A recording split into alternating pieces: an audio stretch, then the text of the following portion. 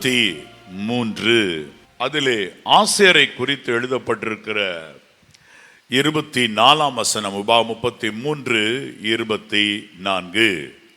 ஆசேரை குறித்து, ஆசேர் புத்திர பாக்கியமுடையவனாய் தன் சகோதரருக்கு பிரியமாயிருந்து தன் காலை எண்ணெயிலே தோய்ப்பான். அடுத்து, இரும்பும் வெண்கலமும் உன் பாதரட்சையின் கீழ் இருக்கும், உன் நாட்களுக்கு தக்கதாய் உன் பலனும் இருக்கும் என்றான். உன் நாட்களுக்கு தக்கதாய் உன் பலனும் இருக்கும். கைகளை தட்டி எல்லாரும் கர்த்தரை மகிமைப்படுத்துவோமா? It's a very great blessing. நாட்கள் எவ்வளவோ அதற்கு தகுந்தாற் போல பலன். கார் எடுத்து புறப்படுகிறீர்கள். இப்பொழுது புதிதாய் வந்திருக்கிற எலக்ட்ரிசிட்டியில வேலை செய்கிற அருமையான கார் அது. அதை புறப்படும் முன்பதாக நீங்க சார்ஜ் போடுறீங்க. சார்ஜ் போட்ட உடனே அந்த கார்ல சொல்லப்படுது 350 கிலோமீட்டர் வரை நீங்க டிராவல் பண்ணத்தக்க அளவுக்கு உங்க கார்ல சார்ஜ் ஆயிருக்கு. நீங்க 400 கிலோமீட்டர் அதில் ஓட்ட முடியாது. அப்ப 350 கிலோமீட்டர் போன உள்ளேயே நடுவில் ஒரு இடத்துல சார்ஜிங் ஸ்டேஷன்ல சார்ஜ் பண்ணணும். தூரத்துக்கு தக்கதாக சார்ஜிங் இருக்க வேண்டும், சார்ஜ் ஆக வேண்டும். நாட்களுக்கு தக்கதாக பலன் இருக்க வேண்டும். அதுதான் அனந்தமான வாழ்க்கை. ஜெஃப்ரி தம்பியினுடைய தாத்தா பாட்டி அவர்கள் இருவரும் வயதில் மிகவும் முதிர்ந்தவர்கள். இப்பொழுது சில நாட்களுக்கு முன்பதாக எங்களுடைய வீட்டிற்கு அவர்களுடைய பாட்டி வந்திருந்தார்கள். 93 வயது. அவர்கள் 93 வயதிலும் நான் அவர்களை கைப்பிடித்து சில எல்லைக்கு நான் கூட்டி போயிட்டு இருக்கும்போது, விட்டுருங்க தம்பி, நானே நடந்துருவேன், நானே போய்க்கிறேன்னு சொன்னாங்க. சோஃபா கட்டத்தில் போனோன்னே நான் பதறினேன். அவங்க எப்படி உட்கார போறாங்க? நானே உட்காந்துருக்கேன்ப்பா அப்படின்னு சொல்லி அழகா உட்காந்துக்கிட்டாங்க. பாட்டி, இன்னைக்கு உங்களுக்கு எல்லாருக்கும் பிரியாணி வச்சிருக்கு. மட்டன் பிரியாணி உங்களுக்கு வேணுமா, இட்லி வேணுமா? மட்டன் பிரியாணி கொஞ்சம் குடியா, அது போதும் அப்படின்னாங்க. அவர்களுடைய நாட்களுக்கு தக்க பலன் இருக்கிறதையும் அவர்கள் கையை நான் பிடிக்கும் பொழுது அதில் ஜீவன் ததும்பி நிற்கிறதையும் நான் கண்டேன். I saw that. I felt it. அவங்க கைகளில் அவ்வளவு பலன் இருக்கிறத நான் கண்டேன். 93 வயதுலையும் அருமையா பெர்ஃபெக்டா ட்ரெஸ் பண்ணுவாங்க. நாட்களுக்கு தக்கதாக ஒரு பலன். எவ்வளவு ஒரு பெரிய பாக்கியம் அது. ஜப்பானிலே மற்றும் அமெரிக்காவிலே 130 வயது வரையிலும் கூட வாழுகிறார்கள். ஒன்று தேவை, நாட்கள் எவ்வளவோ அவ்வளவுக்கு தக்கதான பலன் வேண்டும். அதை கர்த்தர் ஆசேர் கோத்திரத்துக்கு தகப்பன் மூலமாக அல்ல, மோசேன் மூலமாக ஆசீர்வாதம் கூறுகிறார். தகப்பன் கொடுத்தார் ஒரு ஆசீர்வாதம், அப்புறம் நம்ம பார்க்க போறோம், அது ஆதியாகமத்தில். இங்கு மோசேயின் மூலமாய் அந்த கோத்திரத்துக்கு ஆசீர்வாதம் கூறப்படுகிறது. உன் நாட்களுக்கு தக்கதாக உன் பலனும் இருக்கும். ஆசேருக்கு சரீரத்தில், குடும்பத்தில் நல்ல பலன், கர்ப்பத்திலே நல்ல பலன். அதனால முதலாவது ஆசேரை குறித்து, ஆசேர் புத்திர பாக்கியம் உடையவனாய் இருப்பான். உன் தேசத்தில் மலடு இருப்பதில்லை என்று எல்லாருக்கும் சொன்னாலும் ஆசேருக்கு ஸ்பெஷலா கர்ப்பத்திலே பலனை கட்டளையிடுகிறார். உன் நாட்களுக்கு தக்கதாக பலன் தருகிறேன் என்கிறவர் இருக்கும். உன் நாட்களுக்கு தக்கதாக பலன் இருக்கும் என்று வெளிப்பாடு அவரை குறித்து தீர்க்கமாய், தீர்க்க தரிசனமாய் சொல்லப்படுகிற பொழுது கர்ப்பத்திலும் பலன், புத்திர பாக்கியம் உடையவனாய் இருப்பான். பிள்ளைகளை, பேர பிள்ளைகளை யோபு 3ஆம் 4ஆம் தலைமுறை மட்டும் பார்த்து சந்தோஷப்பட வைத்தார். முதலாவது 10 பிள்ளைகள். அடுத்து பாருங்கள், அப்பொழுதும் அவர்களுக்கு பிள்ளைகள், பேர பிள்ளைகள் கொஞ்சி மகிழ்கிறார்கள். புத்திர பாக்கியம் அதை ஆண்டவர் தருவார். அதுவும் ஒரு பலன், கர்ப்பத்திலே பலன், பிள்ளை தங்கும்படியான பலன். ஓ, கர்த்தருடைய பரிசுத்த நாமத்துக்கு ஸ்தோத்திரம் உண்டாவதாக. விசேஷ விதமாய் இந்த வேத வசனத்தில் எழுதியிருக்கிறத ஆங்கில வேதாமத்தில் எடுத்து பார்த்தா ரொம்ப வித்தியாசமா அருமையா எழுதியிருக்கு.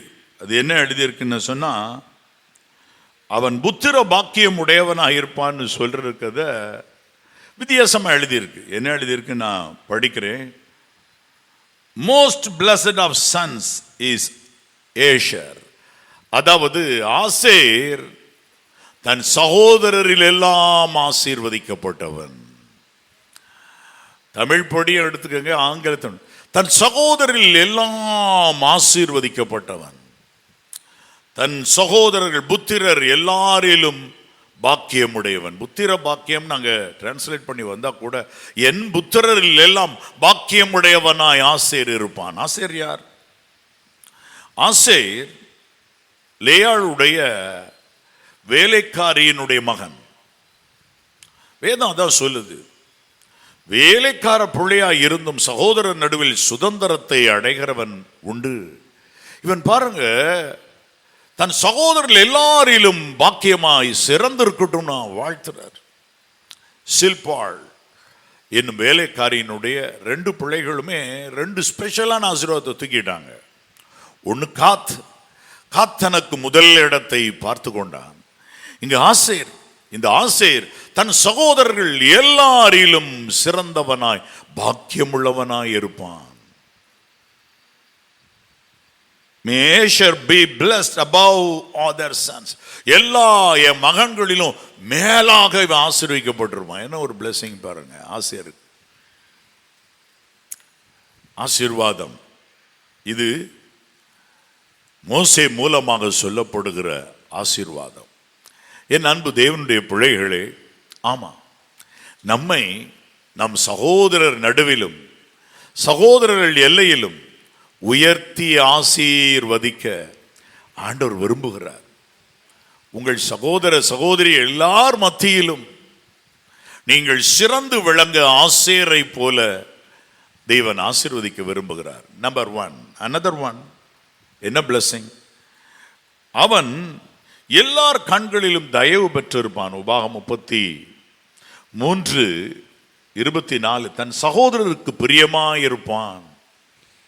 இந்த ஒரு பாக்கியத்தை நீங்கள் என்னைக்கும் விடாதிருங்கள். உங்களுடைய சகோதர சகோதரிகளுக்கு பிரியமா இருக்கணும். அண்ணன் போன் வருது, கொஞ்சம் எல்லாம் அமைதியா இருங்க, அந்த சத்தத்தை ரேடியோ சத்தத்தை குறைங்க, அண்ணன் பேசுறாரு, தம்பி பேசுறான். அவங்களுக்கு பிரியமானவங்களா இருக்கணும், நடக்கணும். பிரியமா நடந்தா, பிரியம்லாம் சும்மா ஓடி வராது. When you give, you are given. நீங்க கொடுக்கும் போதுதான் உங்களுக்கு கொடுக்கப்படும். நீங்க நல்லா கொடுங்க, அன்போடு நடங்க, அப்பொழுது அன்பு அவர்களிடத்திலிருந்து வரும். எல்லாருக்கும் பிரியமாய் நீங்கள் இருப்பீர்கள். என் அன்பு தேவனுடைய பிள்ளைகளே இருப்பீர்கள். அடுத்து தன் காலை எண்ணெயிலே தோய்ப்பான், இரும்பும் வெண்கலமும் உன் பாதரட்சியின் கீழ் இருக்கும். உன்னை மேலே நான் உயர்த்தி வைக்கிறேன்ப்பா. இரும்பும் வெண்கலமும் உனக்கு ரொம்ப சீப்பா இருக்கும், அதுக்கு மேலே நீ நடந்து செல்றவனா. உன் எல்லைகளில் அருமையாய் வெண்கலங்களினாலான கதவுகள் போடப்பட்டிருக்கும். ஆங்கில வேதாந்தத்தில் அப்படி மொழிபெயர்க்கப்பட்டிருக்கிறது. உன்னுடைய இரும்பு கேட்லாம் உனக்கு இருக்கும். ஆசீர்வாதம், ரைட். இதுல ஸ்பெஷலா உன் நாட்களுக்கு தக்கதாய் உன் பலனும் இருக்கும். இதற்கு என்ன காரணம்? ஆசேருக்கு என்ன காரணம் இப்படி நாட்களுக்கு தக்க பலன் உண்டாகிறதற்கு? மோசேக்கு 120 வயதிலே கண்களில் ஒளி குறையவும் இல்லை, சரீரத்தில் பலன் குறையவும் இல்லை. 120 வயதிலும் பலன் குறையவில்லை. ரெய்னார்ட் பொங்கே என்கிற ஒரு ஊழியக்காரர் இருந்தார். அவர் இப்பொழுது கர்த்தருக்குள்ளே நித்திரையடைந்து சென்று விட்டார். பல நாட்கள், பல மாதங்கள், சில ஆண்டுகள் ஆகிவிட்டன. ஆனால் அவர் 73 வயதில் பிரசங்கிக்கும் பொழுது ஒரு தடவை இப்படி சொன்னார், வயதெல்லாம் ஒண்ணுமே இல்லைங்க, வாலிபனா இளைஞனா அது போலதான் நானும் இருக்கிறேன். எனக்கு 73 வயசுல வாலிபரை விட நல்லா கத்தி பேச முடியுது, நான் நல்ல பலனோடு இருக்கிறேன். 73 வயசுல எவ்வளவு வயசானாலும் நான் கர்த்தரனை பலப்படுத்துவாரனால் நான் இன்னும் ஷவுட் பண்ணி தான் பிரசங்கம் பண்ணுவேன் என்று சொன்னார். அவருடைய ஒரு கூட்டத்தில் 34 லட்சம் பேர் கூடினார்கள்.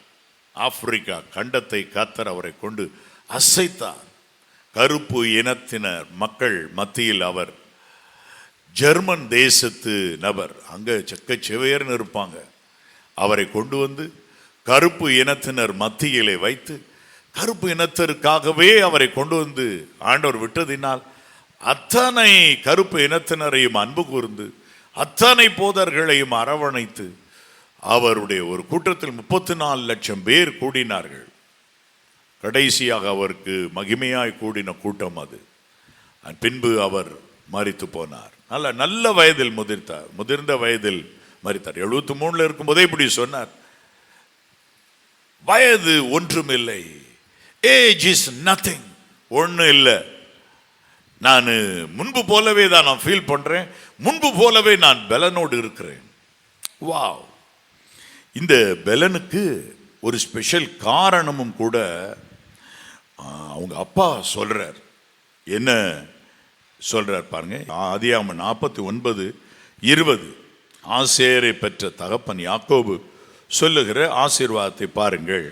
ஆசேருடைய ஆகாரம் கொழுமையாய் இருக்கும். அதாவது அவனுடைய ஆகாரம் நல்லதா இருக்கும்பா. ஜென்யூன் ஃபுட், பிளஸட் ஃபுட், ஆசீர்வாதமான உணவு, கொழுமையான உணவு. அப்ப இது வாழ்க்கையில இது அமைது போல, எல்லாருக்கும் சொல்லப்படல. ஆசேருக்கு என்ன ஆசீர்வாதம் கிடைக்குது தகப்பன்ட்டு இருந்துன்னா, அவனுடைய சாப்பாடு நேர்த்தியானதா இருக்கும், ராயலா இருக்கும். ஆங்கில வேதாமத்தில் அப்படிதான் எழுதியிருக்குன்னு நினைக்கிறேன். Royal food. நீங்க விமானத்தில் பிரயாணம் பண்ணும்போது கொஞ்சம் முன்னமே நேரத்துக்கு போய் ஃப்ளைட்ல ஏறிட்டீங்கன்னா, விமானத்தில் ஒரு வண்டி ஏற்றும். என்ன ஏற்றும்னா உணவு ஏற்றும். அவங்க டாஜ் என்கிற ஒரு பெரிய கம்பெனி, இதே போல நிறைய கம்பெனிஸ் இருக்கும். அதுல உணவுகள் பெர்ஃபெக்டா குக் பண்ணி பேக் பண்ணி விமானத்தில் பறக்கிறாங்க. அவங்க விமானத்தில் ஆகாயத்தில் போய் டைன் பண்றாங்க. அவங்களுடைய ஆகாரம் பெர்ஃபெக்டா இருக்கணும்னு சொல்லி சூப்பர்ப் ப்ரிப்பரேஷன், ராயல் ப்ரிப்பரேஷன் பண்ணி அதை அங்கே கொண்டு ஏற்றுவார்கள். பார்க்கலாம், முன்னமே ஃப்ளைட்டுக்கு சரியான நேரத்துக்கு அந்த நேரம் தான் போய் சேர்ந்தா இருக்காது, அப்படி நம்ம பார்க்க முடியாது. ஏஷியஸ் food will be rich. NIV translation அப்படி சொல்லுகிறது. Asher will dine on rich foods. நல்ல உயர்தரமான உணவுகளை அவன் சாப்பிடுவான். And he will produce royal food fit for a king. அவன் ராஜாக்களுக்கு, தமிழ் என்ன எழுதப்பட்டிருக்கு, வேண்டிய ருசி வர்க்கங்களை அவன் தருவான். ஆக்சுவலா ராஜாக்களுக்கு வேண்டிய ராயல் ஃபுட் அவன் கொடுப்பான், சப்ளை பண்ணுவான். அவன்கிட்ட இருக்கு, ராஜா சாப்பிடுற அளவுக்கு ராயலா சாப்பிடுறான் ஆசேர். அதனால அவனுக்கு ஒரு பாக்கியம் என்னன்னா, நாட்களுக்கு தக்கதாக பலன். ஸோ அண்டர்ஸ்டாண்ட், இதெல்லாம் பின்னணியில் இருக்கு பார்த்தீங்களா, சும்மா வரல பலன். ரிச் ஃபுட் ஆசேர் சாப்பிடுவான், நல்ல உணவு ஆசேர் சாப்பிடுவான். ஸோ அண்டர்ஸ்டாண்ட், இதில் காம்ப்ரமைஸ் பண்ணாதீங்க. உங்களுடைய உடையிலையும் உணவுலையும் காம்ப்ரமைஸ் பண்ணாதீங்க. நல்ல உடை உடுத்துங்க. வேதம் சொல்லுகிறது, ஆசாரியர்கள் நல் உடையை உடுத்தவும் என்று ஒரு இடத்துல எழுதப்பட்டிருக்கு. நல் உடை உடுத்தணும். உடை இருக்கிறது, நல் உடை இருக்கிறது. அது மாதிரி உணவு இருக்கிறது, ரிச் ஃபுட் இருக்கிறது. அப்ப இது எல்லா கோத்திரத்தார் உட்கார்ந்து இருக்கிறாங்க, எல்லாருக்கும் ஒரே மார்க்கெட். ஆனா இங்க ஆசையருக்கு மட்டும் பாத்தீங்கன்னா ரிச் ஃபுட் கிடைக்குது. இதுதான் பிளெஸிங். பார்த்துக்குங்க, அவன் என் பிள்ளைகள் எல்லாவற்றிலும் தன் குமார் எல்லா கோத்திரத்தாரிலும் இவன் உயர்ந்த மகனா இருப்பான். அப்ப அவனுடைய ஆகாரத்தில் ஆண்டவர் சில நன்மை வைக்கிறார். தீர்க்கதரிசன புஸ்தகத்தில் எழுதியிருக்கு, நீங்கள் அப்பம் இல்லாததற்காக உங்கள் பணத்தை செலவழிப்பானேன். சில இது ஜங்க் ஃபுட்லாம் சொல்றாங்கல்ல, அப்பம் இல்லாதது, அதாவது அதெல்லாம் சும்மா அழகுக்கு சாப்பிட்டு ருசிக்கு தான் சாப்பிடுறது. அப்படிப்பட்ட சில உணவுகள் நம்முடைய வயிற்றை கெடுக்கும், நம்முடைய பலனை ஒடுக்கும். அதெல்லாம் இல்லாம நல்லது, நல்ல அருமையான ஃபுட் வாங்குங்க. ஒரு சகோதரி நம்முடைய சர்ச்சில் இருந்து அவர்கள் தங்களுடைய கம்பெனியில் உயர்ந்த நல்ல நிலைமையில் இருக்கிறதுனால ஒரு மாநாடுக்கு அவர்களை கூப்பிட்டார்கள். அங்க போன போது ஒரு வேறு அந்நிய தேசம், அங்க என்ன சாப்பிடன்னு தெரியல. அவங்க சொன்னாங்க, நான் போய் ப்ரொக்கோலி வாங்கி அதை மட்டும் நான் சமைச்சு சாப்பிட்டேன், நல்லா ருசியா சமைச்சு அதை ப்ரொக்கோலி மட்டும் நான் சாப்பிட்டேன்னு சொன்னாங்க. நல்ல ஃபுட், ரிச் ஃபுட், அது எனக்கு அது போதும். அங்கே இருக்கிற மற்ற உணவுகள் எல்லாம் எனக்கு சேரலை, இதுதான் என்று சொன்னார்கள். ஒன்று புரிஞ்சுக்கிடுங்க, உங்க அடுத்த வீட்டுக்காரங்களுக்கும் ஏத்த வீட்டுக்காரங்களுக்கும் எல்லாருக்கும் வர்ற காய்கறி ஒன்றா இருந்தாலும் உங்களுக்கு அதுல விசேஷத்தை வைக்க கர்த்தராலே ஆகும். அதே மார்க்கெட்ல உங்களுக்கு மட்டும் சொல்லுவாங்க. மீன் கடையில் போனால் அந்த அம்மா சொல்லுவாங்க, எம்மா என்னன்னு தெரிலம்மா, இன்னைக்கு தான் இந்த மீன் ஆப்பிட்டுருக்குமா, உங்களுக்குன்னு லக்கு, வாங்கிட்டு போங்க அப்படிம்பாங்க. அந்த நேரத்தில் காசை கணக்கு பார்த்துட்டு வாங்கவா வேண்டாமா அப்படின்னு நிற்காம ஆசேரை நினைங்க, ஆசேர் கோத்திரத்தாளா மாறிடுங்க, வாங்குங்க, நலமானதை புசியுங்க. எழுதியிருக்கு, நலமானதை நீங்கள் புசித்தால், ஏசாயா தீர்க்கதரிசன புஸ்தகம், உங்க ஆத்மா உமழ்ச்சியா இருக்குமா. Your soul will be happy and it will be delightful when you eat rich food. நல்ல உணவு சாப்பிடும் போது பாருங்க, எந்த உணவா இருந்தாலும் சரி, கொஞ்சமா இருந்தாலும் நல்ல அருமையா.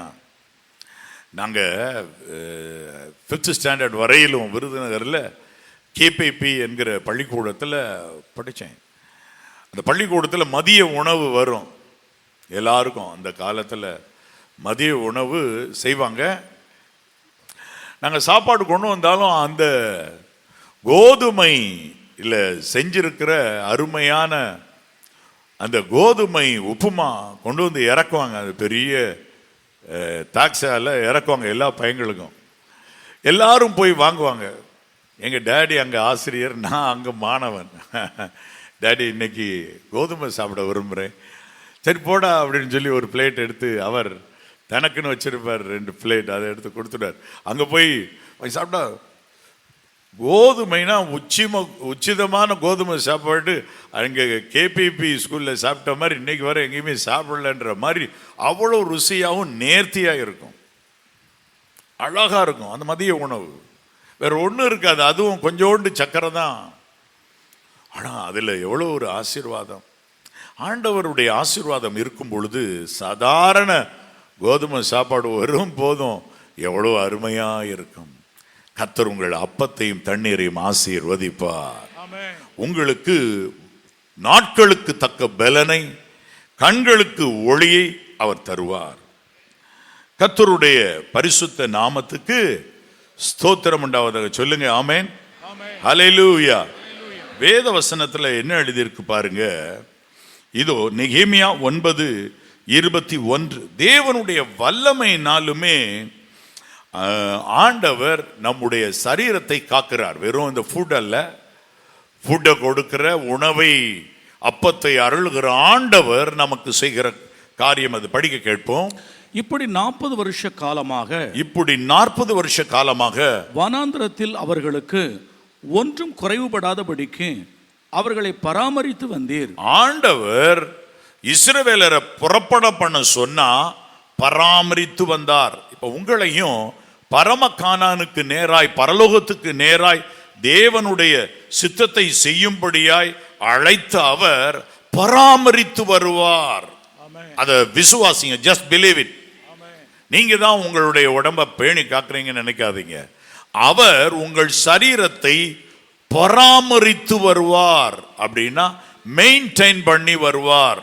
கார் வாங்கும்போது சொல்லுவாங்க, சார் இந்த ஒரு சின்ன பிளான் இருக்கு, நீங்க ஒரு 2000 ரூபாய் கட்டிட்டீங்கன்னா அல்லது 4000 ரூபாய் கட்டிட்டீங்கன்னா உங்களுக்கு இந்த ஆண்டு முழுவதும் நாங்கள் ஸ்பெஷலாக என்ன மெயின்டெனன்ஸ் பண்ணணுமோ அதை நாங்கள் செஞ்சு தர்றோம் அப்படின்னு சொல்லி சில நேரங்களில் ஒரு தொகையை அவங்க காண்பித்து, நீங்கள் டிக் போடுங்க, இதை செலுத்துங்க, நாங்கள் மெயின்டைன் பண்ணுறோம், பராமரிக்கிறோம் சார், 12 மாதம் ஒவ்வொரு நாள் கொண்டு வந்து விட்டுருங்க, உங்கள் வண்டியை நாங்கள் பராமரித்து தர்றோம்.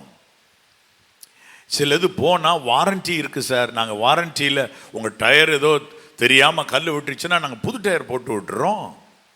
ஒரு சில நேரங்களில் டயர் ரப்பர் போன்றவைகளுக்கு வாரண்டி இருக்காது. அப்படின்னு சொன்னால் சில கண்ணாடி டேமேஜ் ஆச்சுன்னா அதுவே நாங்கள் மாற்றிடுறோம், ரப்பர் ஐட்டம்ஸ் ஒருவேளை நீங்கள் போட்டுக்கோங்க அப்படின்லாம் சொல்லுவாங்க. பராமரித்து வந்தார் கர்த்தர், உங்களை பராமரிப்பார், அழகா பராமரிப்பார். Understand, heavenly government will take care of you. The Lord will protect you and preserve you. அதாவது preserve பண்றதுன்னா ஃப்ரிட்ஜில் ஒரு தக்காளி வாங்கி வச்சிங்கன்னா அது ப்ரிசர்வ் பண்ணது இல்லை. ஆண்டவரை குறித்து ப்ரொடெக்டர்ன்றது ஆங்கில வேதாமத்தில் ப்ரிசர்வ் பண்ணுகிறவர், பாதுகாக்கிறவர், பத்திரப்படுத்துகிறவர் என்றும் ஒரு டிரான்ஸ்லேஷனில் நான் படித்தேன். அப்போ நீங்கள் ஒன்றை புரிஞ்சுக்கிடுங்க, ப்ரிசர்வ் பண்ணுவார், உங்களை பராமரித்து வந்தார். படிங்க 40 வருஷம், திரும்ப படிங்க முழு வசனத்தை. இப்படி 40 வருஷ காலமாக வனாந்தரத்தில் அவர்களுக்கு ஒன்றும் குறைவுபடாதபடிக்கு அவர்களை பராமரித்து வந்தீர். அவர்கள் வஸ்திரங்கள் பழமையாய் போகவும் இல்லை, வஸ்திரங்கள் பழமையாய் போகவும் இல்லை, அவர்கள் கால்கள் வீங்கவும் இல்லை. பாருங்க, நடந்து நடந்து நடந்து தான் போக வேண்டி இருக்கு.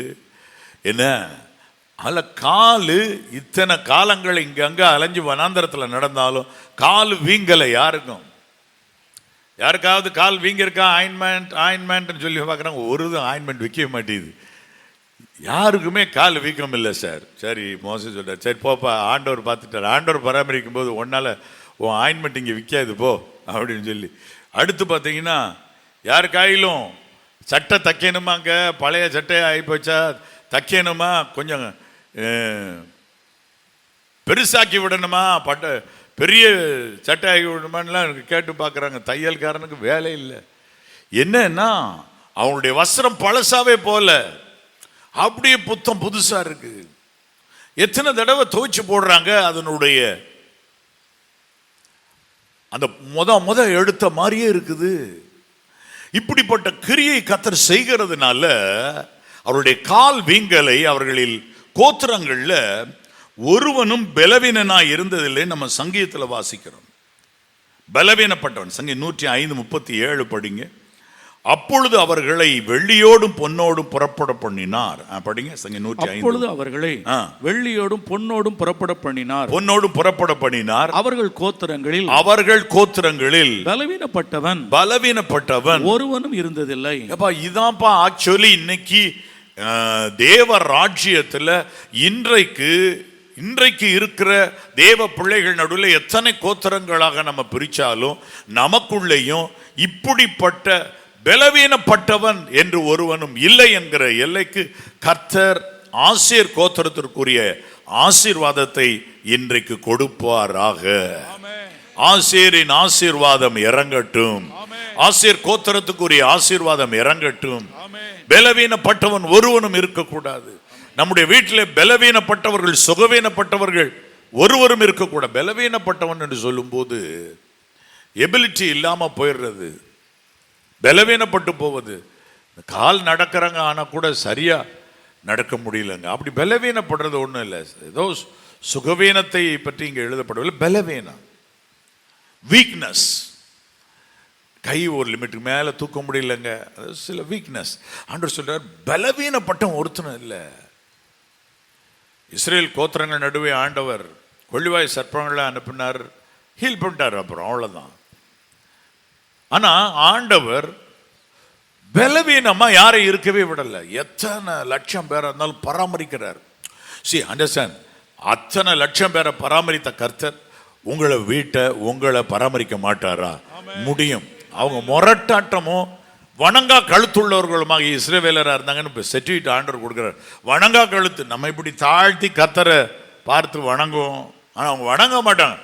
கர்த்தாவே சோத்திரம் சொல்ற குணமுள்ள ஜனங்கள், அப்படிப்பட்டவங்களையுமே பராமரித்து வந்தார் கர்த்தர். பராமரித்தார். அப்ப இன்னைக்கு உங்களை பராமரிப்பார். ஆண்டவருடைய பராமரிப்புனால உங்கள் பலன் குறையாதிருக்கும். பலவீனன் ஒருவனும் உங்கள் கோத்திரத்தில், உங்கள் வீட்டில், உங்கள் சந்ததியில் இருப்பது இல்லை. அதற்கான வாக்குத்தத்தம் வந்திருக்குது. அவரவர்கள் பிடித்து உரிமை பாராட்டி கொண்டாடி அவரவர் எல்லையில ஏறணும், பிடிச்சுக்கிடணும். அவங்க சுதந்திரிக்கணும். சுதந்திரிக்க தெரிஞ்சவங்க சுதந்திரிக்கணும். சுதந்திரிக்கலைன்னா விட்டுருங்க. என்ன பண்றது? உங்களுக்காக உங்கள் வீட்டு நன்மைகளை நீங்கள் தேடிக்கொள்ளாவிட்டால் அடுத்த வீட்டுக்காரர் எப்படி வந்து காப்பாற்றுவார்? ஆமா தானே? அப்ப அவங்களுக்கு உங்க மேல அக்கறை, உங்களுக்கே உங்க மேல அக்கறை இல்லைன்னா மற்றவங்களுக்கு உங்க மேல அக்கறை எதுக்கு வரணும்? நோ. அதனால இன்னைக்கு ஆண்டவர் சமூகத்துல ஒப்பு கொடுங்க. வாக்குத்தத்தத்தை உரிமை பாராட்டுகிறேன். வாக்குத்தத்தை சொல்லுவீங்களா? சொல்லுங்க. இந்த வாக்குத்தத்தத்தை ஆசையருக்கு கொடுத்த, உன் நாட்களுக்கு தக்கதாக உன் பலன் இருக்கும் என்ற வாக்குத்தத்தத்தை கை வச்சு ஜெபம் பண்ணுங்க. வலது கரத்தை வைங்க. உபாகமம் 34:25 எழுதியிருக்கிற இந்த வாக்குத்தத்தத்தை எனக்கு, என்னுடைய குடும்பத்துக்கு சுதந்திரமாக்குகிறேன் கர்த்தாவே. என் குடும்பத்துக்கு நீர் கொடுக்கும் சொத்தாக எடுத்து கொள்ளுகிறேன் கர்த்தாவே. நீர் கொடுக்கிற வாக்குத்தத்தத்தை நீர் நிறைவேற்ற வல்லவர் என்று விசுவாசிக்கிறேன். நான் விசுவாசத்திலே பலவீனமாய் நான் இருக்கவில்லை. நான் விசுவாசத்திலே பலவான். நான் விசுவாசிக்கிறேன். சொல்லுங்க, வாய் திறந்து சொல்லுங்க. உன் நாட்களுக்கு தக்கதாய் உன் பலன் இருக்கும் என்ற வாக்குத்தத்தத்தை சுதந்தரிக்கிறேன். லேயாள் தனக்கு சில்பாள் பிள்ளைகளை பெற்ற போது, இரண்டாவது பிள்ளை பெற்றவுடனே அருமையாக ஒரு வார்த்தை சொல்லுகிறார்கள். ஆதியாகமம் 30:13. அப்பொழுது லேயாள், நான் பாக்கியவதி, ஸ்ரீகள் என்னை பாக்கியவதி என்பார்கள் என்று சொல்லி அவனுக்கு ஆசேர் என்று பெயரிட்டாள். ஸ்ரீகள் என்னை பாக்கியவதி என்று சொல்லுவார்கள்னு பெயர் வச்சாங்க. பெயர் வைக்கும்போது ஒரு அர்த்தத்தை அதோடு கனெக்ட் பண்ணுங்க, அது பலிக்கும். ஒரு அர்த்தத்தை, ஈவன் நம்முடைய கைகளின் பிரயாசத்தில் நம்மை தேற்றுவான் என்று நோவா என்று பெயரிட்டார்கள். ஸோ பேருடைய அர்த்தம் நீங்க செட் பண்ணுங்க. இயேசுவின் நாமத்தினால அது ஒர்க் பண்ணும். இயேசுவின் நாமத்தினால சொல்லுங்க, கர்த்தாவே என்னுடைய பிள்ளைக்கு இப்படி நான் பேர் வைக்க போறேன், இதனுடைய அர்த்தம் இப்படி இருப்பதாக இயேசுவின் நாமத்தினால சொல்லுங்க. அப்படியே இருக்கும். அவங்க சொன்னாங்க, என்னை பாக்கியவதின்னு எல்லாரும் சொல்லுவாங்க. இன்னைக்கு பாருங்க, லேயாள் அவருடைய வேலைக்காரின் பிள்ளை தான் இன்னைக்கு எவ்வளோ ஒரு பெரிய வாக்குத்தத்தத்தை உடையவர்களாக இருந்திருக்கிறாங்க. ஆசேர் கோத்திரத்தாள் எவ்வளோ ஒரு பெரிய அருமையான பலன். வாய் திறந்த ஆண்டவரை பார்த்து சொல்லுவீங்களா, கர்த்தாவே என்னை அர்ப்பணிக்கிறேன், என்னுடைய குடும்பத்தை ஒப்பு கொடுக்கிறேன், இந்த வாக்கு தத்துவம் என்னுடைய வீட்டுக்கு, என்னுடைய சந்ததிக்கு அது உண்டாகட்டும்னு சொல்லி கேட்பீர்களா? ஆண்டவர் அப்படி இறங்குவார். ஆண்டவருடைய வல்லமை அப்படி இறங்கும். கேளுங்க. ஹல்லேலூயா, ஹல்லேலூயா. கர்த்தருடைய பார்த்தீங்களா, வேதாமத்தில் ஒரு ஸ்திரீ ஆண்டவர் பிறந்தப்ப ஒரு தாயார் அவங்க நின்றுட்டு இருக்கிறாங்க. வேதம் சொல்லுகிறது லூக்கா 2 அதில் 36-37, ஆசேருடைய கோத்திரத்தாளும் பானுவேலின் குமாரத்தியுமாகிய அன்னாளின் ஒரு தீர்க்கதரிசி இருந்தாள். அவள் கன்னி பிராயத்தில் விவாகமானது முதல் 7 வருஷம் புருஷனுடைய வாழ்ந்தாள். அதற்கு பின்பு அப்படி வாழல. அதிக வயது சென்றவளாக இருந்தாள். அதிக வயது, ஏறக்குறை 84 வயதுள்ள அந்த விதவை தேவாலயத்தை விட்டு நீங்காமல் இரவும் பகலும் உபவாசித்து ஜெபம் பண்ணி ஆராதனை செய்து கொண்டிருந்தாள். பாருங்க, இந்த ஆசேர் கோத்திரத்துக்கு பலன் இருக்குன்னு சொன்னா பலிக்குது. பாத்தீங்களா? உன் நாட்களுக்கு தக்க பலன்னா வந்து பலிக்குது. இயேசு வர்ற இடத்திலும் அது வந்து அந்த கோத்திரத்து பொண்ணு தானே நிக்குறாங்க. 84 வயசு. எத்தனை கோத்திரம் இருக்கு? எங்க யூதா கோத்திரம், எங்க பென்யமீன் கோத்திரம், எங்க மனாசே, எப்ராயிம். இங்க ஆசேருடைய கோத்திரத்தால் எல்லா பிள்ளைகளும் உயர்ந்து இருக்கும்னு சொன்ன மாதிரி ஒரு பெண், அழகா ஒரு ஸ்திரீ, அவங்க 7 வருஷம் புருஷனோடு வாழ்ந்தாங்க. அப்புறம் பின்பதாக அவர் மரித்து போயிருப்பாரா இருக்கலாம். ஆனா அவங்க முதிர் வயதில் 84 வயசாகி போச்சு. ஆனா இரவும் பகலும் உபவாசிக்கிறாங்க, டே அண்ட் நைட். அண்ணாளம்மா, என்ன இன்னைக்கு இப்போ சாப்பாடு கொண்டு வந்திருக்கேன், சாப்பிட்றீங்களா? இல்லை இல்லை பிரதர், நான் இன்னைக்கு ஃபாஸ்டிங். இல்லைம்மா இன்னைக்கு ஃபாஸ்டிங். இல்லை தாயி அன்னைக்கு ஃபாஸ்டிங். எப்போ எத்தனை தடவை தான் ஃபாஸ்டிங் இருப்பீங்க? வயிறு புண்ணாகாதா? அதெல்லாம் கர்த்தர் பார்த்துக்கிடுவார். என்னை பலப்படுத்துகிற ஆண்டவரால் எல்லாம் ஆகும்னுட்டு 84 வயசுலையும் ஃபாஸ்டிங்கை போட்டுக்கிட்டே இருக்கிறாங்க, அடிக்கடி ஃபாஸ்டிங். என் அன்பு தேவனுடைய பிள்ளைகளே, உங்களுடைய இருதயம் கலங்காதிருப்பதாக. ஆசேர் கோத்திரத்துக்கு சொன்ன வாக்கு தத்துவம் நிறைவேறி இயேசு வந்த போது அந்த இடத்துல நிறைவேறி கண்ணெதிரே இருக்குமானால் இன்றும் அது நிறைவேறும், உங்கள் வீட்டிலும் நிறைவேறும். கைகளை வைத்து அல்லேலூயா சொல்லுவோம். ஹல்லேலூயா, ஹல்லேலூயா. வாக்கு தத்தத்தை சுதந்தரிக்கிறேன். ஆமென், ஆமென். நான் சுகமானேன், நான் சுகமானேன் புண்ணியரின் காயங்களால். நான் சுகமானேன், நான் சுகமானேன் புண்ணியரின் காயங்களால். அல்லேலூயா, அல்லேலூயா, அல்லேலூயா. ஆனந்தமே, அல்லேலூயா, அல்லேலூயா, அல்லேலூயா. ஆரோக்கியமே, அல்லேலூயா, ஆரோக்கியமே. நான் சுகமானே, நான் சுகமானே புண்ணியரே காயங்களா. அமே, நான் சுகமானே, நான் சுகமானே புண்ணியரே காயங்களா, புண்ணியரே காயங்களா. அல்லேலூயா, ஆமென், அல்லேலூயா. சொல்லுவோம் எல்லாரும். கைகளை அசைத்து அல்லேலூயா. ஆனந்தமே, ஓ அல்லேலூயா, அல்லேலூயா, அல்லேலூயா. ஆரோக்கியமே, அல்லேலூயா, ஆரோக்கியமே. ஆமென், அல்லேலூயா, ஆரோக்கியமே. நல்ல ஒரு பலனை கர்த்தர் இப்பொழுது இறங்க பண்ணட்டும்.